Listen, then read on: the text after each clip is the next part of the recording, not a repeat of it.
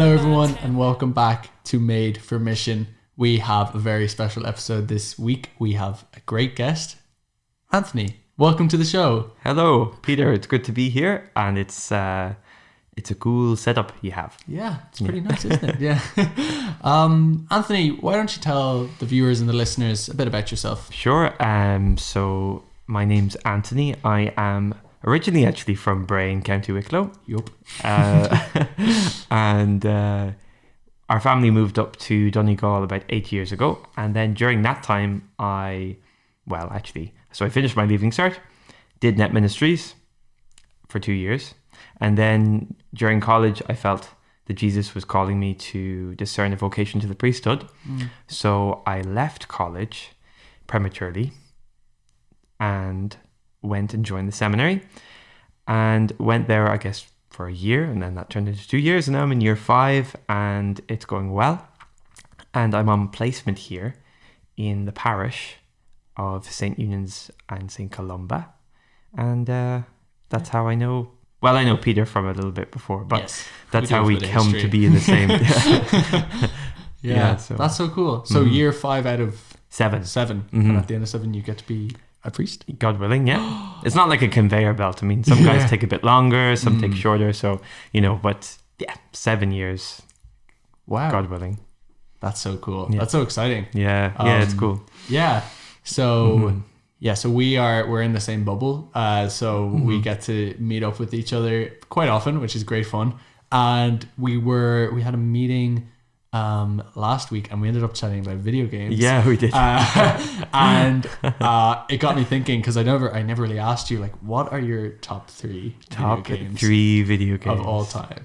Okay, I can do this by music. Okay. And then it goes da da da da da da da da da da. Am I meant to guess what it is? Well, maybe. Okay, top 3. I'll just go by titles. Yeah, titles. Yeah. Does that work? I mean, like, I obviously got it, but it's or this could give it away as well. It could be like Halo.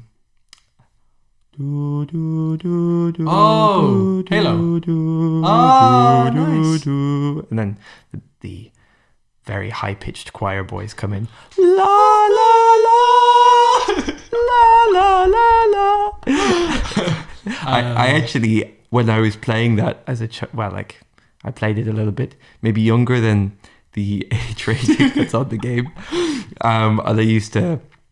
At home, I used to hum it and sing it, and then I remember my sister looking at me and saying, "What are you, a monk?" Oh my no. Now I'm in seminary. The irony.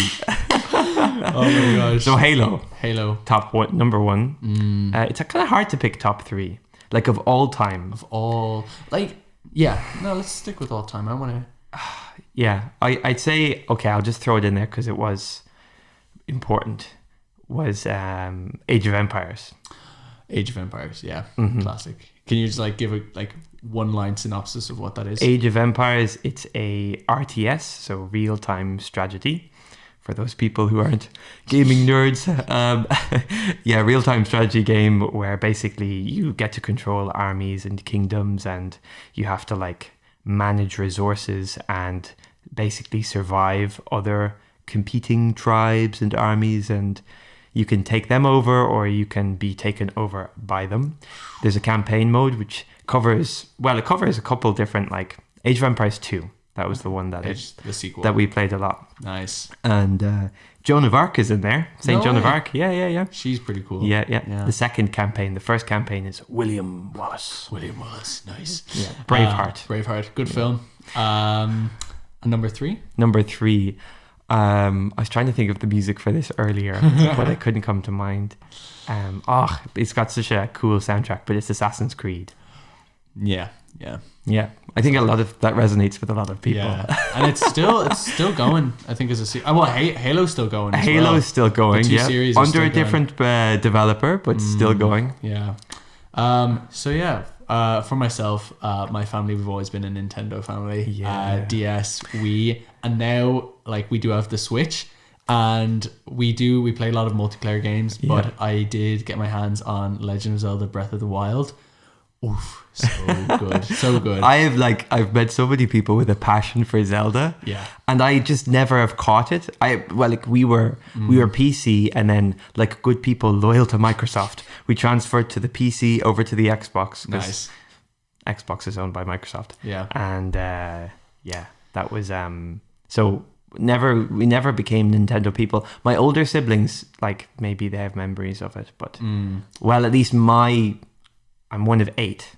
Whoa. So we went through different consoles, borrowed some, and anyway. So for me, it's the Xbox, really. Yeah. But Nintendo, Zelda. Yeah. And I think maybe like, and I'll say this and then we might move on to something else. But for anyone who's ever, I don't know if anyone listening to this will be old enough, but like, if you're like ask around about the GameCube, it was a console from, I think it was 2003 was when it was released. That was our very first console.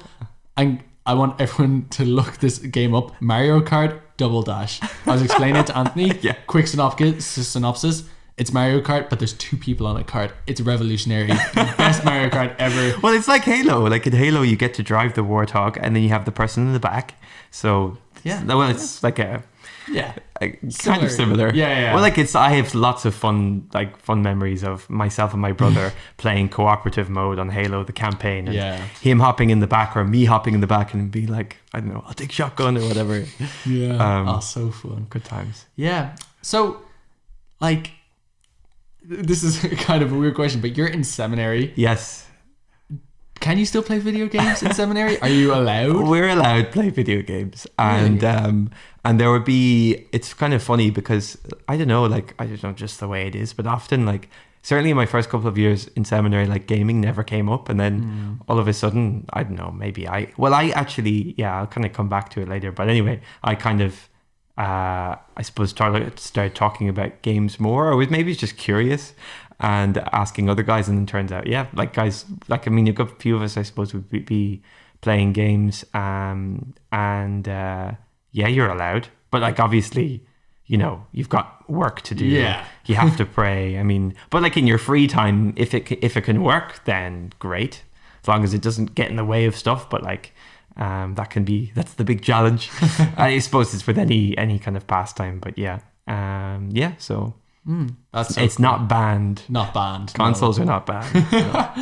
And wow. And I do believe in recent years, guys have enjoyed a good game of FIFA every now and then. Yeah. I've actually never been there when these games have happened. But yes. Yeah.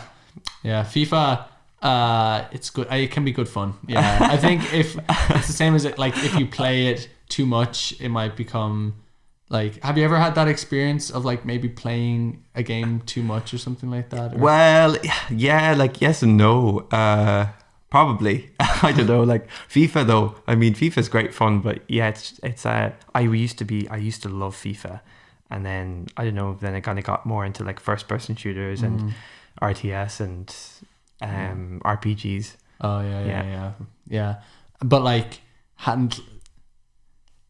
I guess, have you, like, you know, what I was going for is, you know, so for like FIFA, I love to play it just I play it with my brother and we play 1 or 2 or 3 games until I win. That's what we play it. But then like, and that's really it. But like, I know I've seen people who it's become maybe an obsession or something like that. Yeah. And I was just wondering, it's funny because in my experience, like, because I don't know, we moved around a lot when I was younger, and then when we moved, I grew up in the west of Ireland in Clifton, County Galway, and at that stage I kind of stopped playing FIFA. So the guys in my class who would have loved FIFA and probably talked about it, I just never was kind of talking to them about FIFA. Yeah. So I've never actually with FIFA. I know like some guys go on about it, but like. Yeah. I never saw it on that kind of what you're talking about, though I can imagine it happening. Like certainly with Call of Duty, or, you know, that similar thing could be happening where you'd be like, just like, the next game. And you just, I don't know. But the obsession thing, I actually personally I've never actually witnessed it. Yeah. But have you had anything similar to that, like yourself? Yeah. Like, I mean, so I suppose it's kind of funny because you often don't realize these things until you like reflect on it. Yeah. The impact of playing video games is one thing, and then actually playing, like really getting into gaming, and then spending a lot of time is another thing. And certainly there'd be times where I remember looking around thinking, I'm not addicted to video games. Like I had one friend in particular who at one stage I thought, oh, this guy is definitely addicted. But then he kind of weaned off a little bit, and then it's like, oh, now you're good. You're like at my level. And then meanwhile, it'd be like those people who play World of Warcraft. They're just hooked. I don't know. Is World of Warcraft probably like now? What do they play now? I can't remember the game, but it's pretty massive. League of Legends. Yeah. Like, I mean, that kind of level. Yeah. And do people still play that? I couldn't tell you. Okay. I do know a couple of people who play it. I feel so old.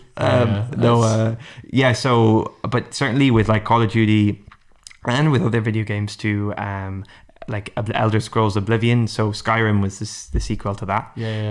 But before Skyrim, there's Oblivion.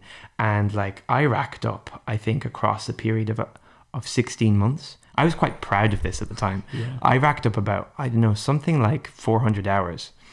Wow. 400 hours. I mean, don't get me wrong, like Oblivion is amazing, and there's so much to laud about the game, like so much I love about it, so many happy memories of like funny stories of like, you know, I don't know, different quests of like weird characters that you encounter, and then you just find out like you'd have a quest, and then at the end of it all, this guy just turns to be a crackpot, and you know, and that's the end of the quest, and you'd be like, oh, that was funny, and then you know, you'd move on with the main storyline, or you'd get lost in other quests, and then I'd talk with him about my brother. So, but like that's a lot of time, and I suppose reflecting on it, I realized, you know, could I have been doing other things during that time? Particularly, could I have been spending more time with my family, rather than in my room for a couple hours every day playing video games? I think definitely for myself, like as I said, like we never really had anything of like that single player adventure open world thing until Legend of Zelda, which I put a lot of time into that.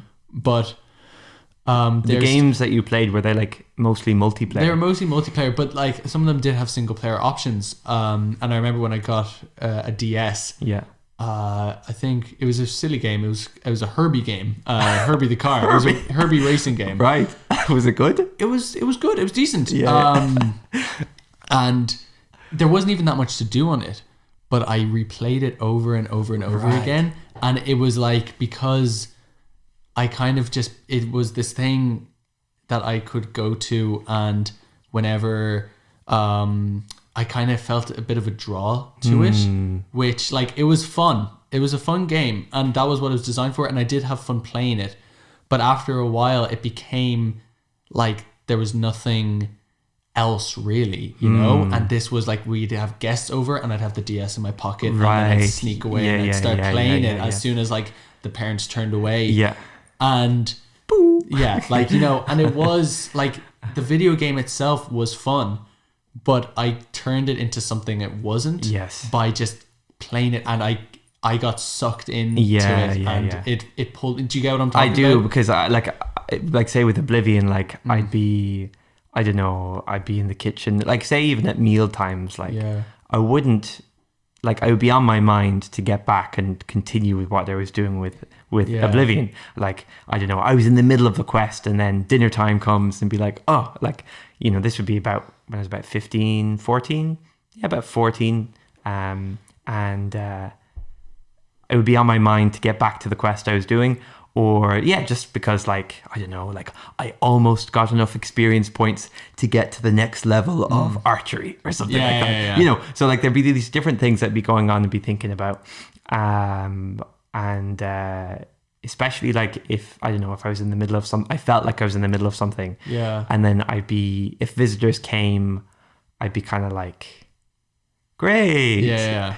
When can I go back? You know, and those kind of moments, like I can laugh about them, but at the same time, those are opportunities missed for Yeah, just for, I don't know, actually, I mean, well, certainly I can say, certainly opportunities missed for serving others and for loving God and loving others, like, Yeah. we are called to do as Christians.